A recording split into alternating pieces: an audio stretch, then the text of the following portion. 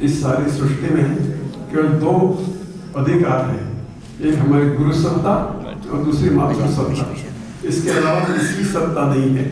हम जो दीपिक कहते हैं, इन्हीं सत्ताओं के निर्देश में जो हम कुंडी यज्ञ करते हैं, उसके अंदर बड़ा समय लगता है, उसके लिए समय लोगों को देना पड़ता है, लकड़ियाँ लगती है, हवन सामग्री लगती है, व्यवस्था करनी पड़ती है।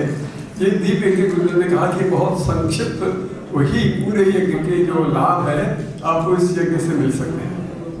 यज्ञ की आवश्यकता क्या होती है? देव पूजनम, संगतिकरणम और दानम, तीन चीजें लगती है। देव पूजन, हमने यहाँ पे देव पूजन किया। जो देवत्व है, जो ईश्वरत्व है, उसका पूजन करना, उसको स्मरण करना, उसको याद करना, ये हमारा उसका पूजन होता है। देव पूजन हमने किया। संगतिकरणम, हम सब एकत्रित आए। यज्ञ अकेले से नहीं होता, अकेले से होता है वो होम होता है। हमको होम नहीं करना है, हमको यज्ञ करना है।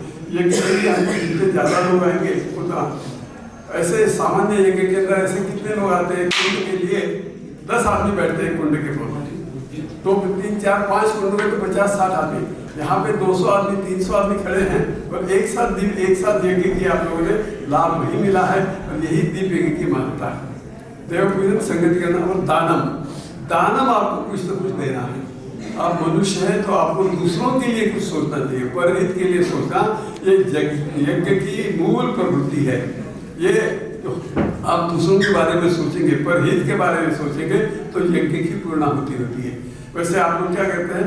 उपासना, साधना, आराधना करते हैं। उपासना क्या करते हैं? हमने उपासना की, भगवान को याद किया, भगवान के पास ऊपर आसन पास में बैठे, उसको याद किया, उसकी स्तुति की, उसकी स्तवन किया, वो हमने किया, वो हमारी उपासना है। साधना किसकी करते हैं? साधना हम अपने आप की करते हैं। हम जिस स्तर पे हैं उस स्तर से ऊपर जाना है हमको। आपको पता है आप किस स्तर पे हैं, दूसरा आपका वैल्यूएशन नहीं करता। इट इज सेल्फ वैल्यूएशन, स्व मूल्यांकन करना कि मैं किस स्थिति में हूँ, मुझे ऊपर जाना है। वो आप करेंगे, वो आपकी साधना है। वो साधना आपको करनी है, वो साधना हम करते हैं। वो साधना उसी का अर्थ है कि हम अपने आप को साध्य करें और अपने स्थिति से ऊपर जाए। और तीसरा है आराधना। आराधना किसकी की जाती है? समाज की जाती है, लोगों की जाती है, पर लोगों की जाती है, अन्य लोगों की जाती है, अपनी नहीं। दूसरों के लिए जो हम करते हैं, जो उसके लिए हम उपासना, उसके लिए जो हम काम करते हैं, उसके लिए जो हम सेवा करते हैं, वो हमारी आराधना है।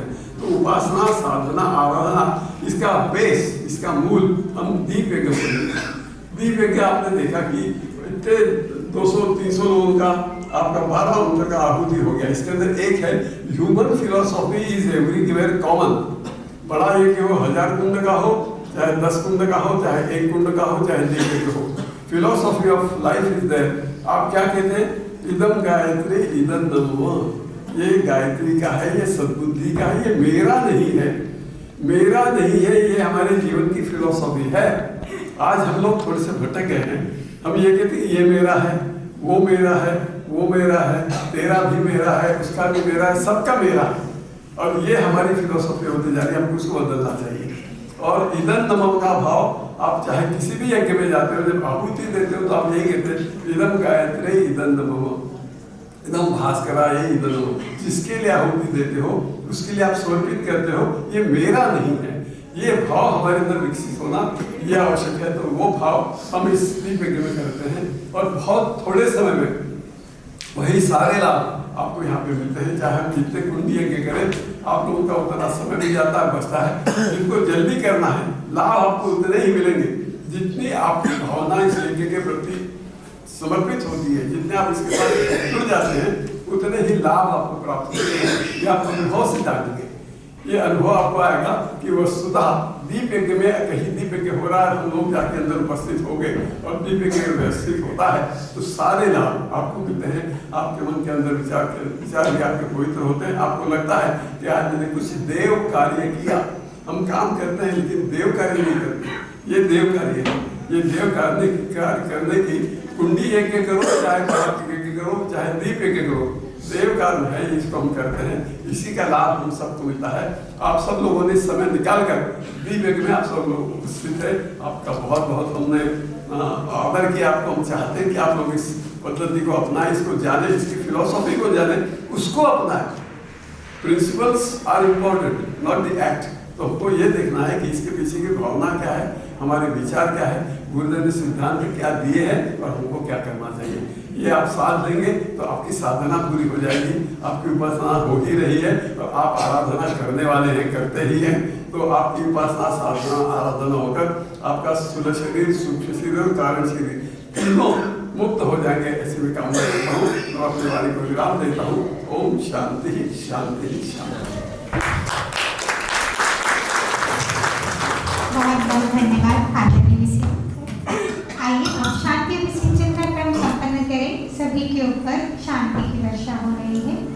भाव करें, शांति कीजिए, शांति कीजिए, प्रभु त्रिभुवन में शांति कीजिए, जल में, थल में और गगन में सर्वत्र शांति कीजिए। आइए इसी भाव के साथ शांति विसिंचन।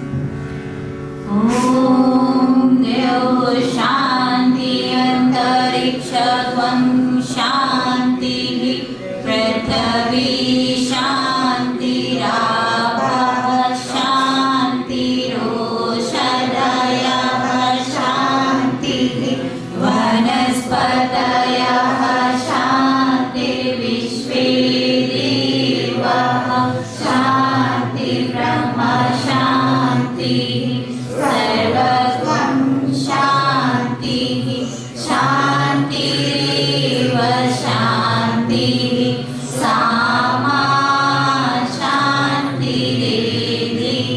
ओम शांति शांति शांति सर्वारिष्टं शांतिर्भवतु। विसर्जनम्। आइए, जिन दिव्य शक्तियों को दिव्य कार्य के लिए हमने यहाँ आमंत्रित किया, तब हम उन्हें भाव भरा विदाई देते हैं। प्रतिनिधि पूजा मंत्र पर अक्षर छोड़ते हुए मंत्र बोले। सभी याजक हाथ जोड़कर नमस्कार करें। ओम यान्तु देवगणाः सर्वे पूजामादाय मामकीम् इष्टकामसमर्थार्थं